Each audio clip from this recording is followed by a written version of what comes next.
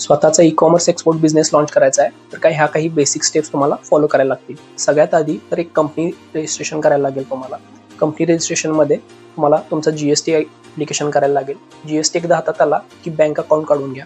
Bank account तुमच्या हातात आल्यानंतर तुम्ही आयसीसाठी ॲप्लिकेशन करू शकता आणि आयसी तुम्ही ॲप्लिकेशन केलं की बँकेकडून एडी कोड लेटर घ्या आणि ते पोर्टला रजिस्टर करा.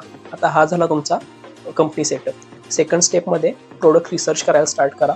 प्रोडक्ट रिसर्चमध्ये कोणत्या मार्केट प्लेसवर किती सेल होते प्रोडक्ट, त्याची इन्व्हेंटरी कुठं ठेवू शकतो, हा सगळा एक बेसिक रिसर्च करून घ्या. हा बेसिक रिसर्च झाल्यानंतर मार्केट प्लेस, पेमेंट गेटवे आणि शिपिंग कंपनीची केवायसी करून घ्या. जेव्हा ह्या 3 केवायसी तुमच्या कंप्लीट होतील तेव्हा टेस्ट पर्पजसाठी 5 किंवा 10 SKU तुम्ही मार्केट प्लेसवर सेल करून बघा. जेव्हा तुम्हाला तुमच्या प्रोडक्टचा अंदाज येईल तेव्हा सप्लायरबरोबर रेट निगोशिएट करून घ्या आणि त्याच प्रोडक्टची जास्त क्वांटिटी ॲडव्हर्टाईज रन करून त्या मार्केट प्लेसवर सेल करा. अशा प्रकारे तुम्ही तुमचा e commerce export business launch करू शकता. आता लास्टची एक फायनल स्टेप राहिलेली असती की मार्केटमध्ये युजली कोण सांगत नाही. जेव्हा तुम्ही ई कॉमर्स एक्सपोर्ट करता तेव्हा बँकेबरोबर शिपिंग बिल क्लोजिंगचे रेट निगोशिएशन करून घ्या, म्हणजे फ्युचरमध्ये तुम्हाला जास्त त्रास नाही होणार. तर अशाच इन्फॉर्मेटिव्ह व्हिडिओसाठी सबस्क्राईब करा आमच्या चॅनलला.